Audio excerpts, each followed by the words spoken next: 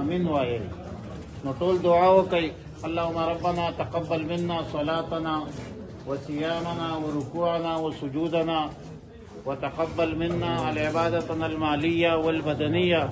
اللهم احفظنا من الشرور والفتن ما ظهر منها وما بطن. اللهم ارحمنا يا ارحم الراحمين. اللهم وفقنا لما تحب وترضى. پروردگار عالم زمونږ لوی واړه ګناهونه معاف کړي. رب ذوالجلاله زمونږ روزې په خپل بارګاه کې قبول او منظور کړي. رب ذوالجلاله زمونږ تراویح او تلاوت په خپل بارګاه کې قبول او منظور کړي. رب ذوالجلاله زمونږ پېشمنۍ او روجمات په خپل بارګاه کې قبول او منظور کړي. رب ذوالجلاله زمونږ چې کوم مور و پلار خپل خپلوان یاران دوستان مشران استادان شاگردان وفات شوي دي، خدای جنت الفردوس جنت النعیم نصیب کړي. خدای د هر ظالم د ظلم نه موږ وساتي. خدای د هر مظلوم د اح او د فریاد نه مو وساتي. خدای په موږ باندې خپل فضل خپل کرم خپل رحم وکړي. خدای زموږ اولاد زموږ لپاره صدقات جاریات باقیات الصالحات وګرځي. رب ذوالجلاله اجمل بای چې دا کم د غریبانو لپاره دا یو پروګرام شروع کړی دی، خدای په دې پروګرام کې برکت راولي. خدای د هر قسم فتنو فساد او د ازمایښتونو نه وساتي. پروردګار عالم په موږ کې دین او دینداري راولي. خدای څوک چې د دین او د دیندارو قدر کوي د امن او د سلامتۍ خبره کوي، خدای د دنیا او د آخرت په لازوال نعمتونو یې مالامال کړي. رب ذوالجلاله موږ ته په قرآن او حدیث باندې د عمل کولو توفیق راکړي. خدای د عزت ژوند او د عزت مرګ نصیب کړي. خدای د بېعزتۍ د مرګ وساتي. خدای د بېعزتۍ د ژوند نه وساتي. رب ذوالجلاله په موږ باندې خپل فضل خپل کرم خپل رحم وکړي. خدای پاکه د حرام مال نه وساتي.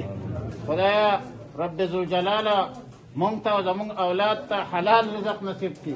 د حرام د رشوت د مال نه د ناحق مال نه خدای مونږ وساتي. رب ذوالجلاله مونږ ته امن او سلامتي راولي. خدای په مونږ باندې رحم وکړي. خدای مونږ ګناهګار یو زمونږ ګناهونه معاف کړي. خدای زمونږ لوی واړه ګناهونه معاف کړي. خدای کوم چې بیماران دي ناجوړه دي خدای شفای کامله عاجله مستمره ورته ورکړي. رب ذوالجلاله زمونږ د افطاري په خپل بارګاه کې قبول او منظوره کړي. رب ذوالجلاله کوم چې بېوسه دي خدای وس وله ورکړي. خدای چې د خپلو بچو لپاره د استوګنې ځای جوړ کړي. خدای پروردګار عالمه په خزانه غیب نه مدد وکړي. د دې جومات اراده کړله خدای پاکه په خپل فضل په خپل کرم سره د دې جومات د تعمیر مکمل کړي. خدای په موږ باندې خپل فضل رحم وکړي. رب ذوالجلاله زمونږ تلاوت او منځونه او دعاګانې په خپل بارګاه کې قبول او منظور کړي.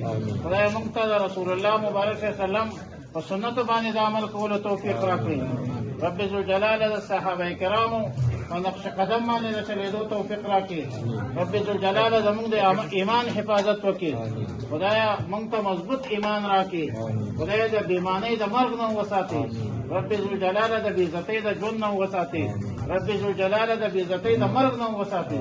پروردګار عالمه په موږ باندې رحم او کرم وکړي. اللهم احسن عاقبتنا في الامور كلها واجرنا من خزي الدنيا وعذاب الاخره. اللهم وفقنا لما تحب وترضى. احادیثو کې د افطارۍ په وخت کې او دغه دعاګانې چې کومې راغلې د هغې مجموعه څلور پنځه خبرې دي. اوله خبره ذکر وکړئ لا اله الا الله لا اله الا الله لا اله الا الله استغفر الله اسالك الجنه واعوذ بك من النار لا اله الا الله لا اله الا الله استغفر الله اسالك الجنه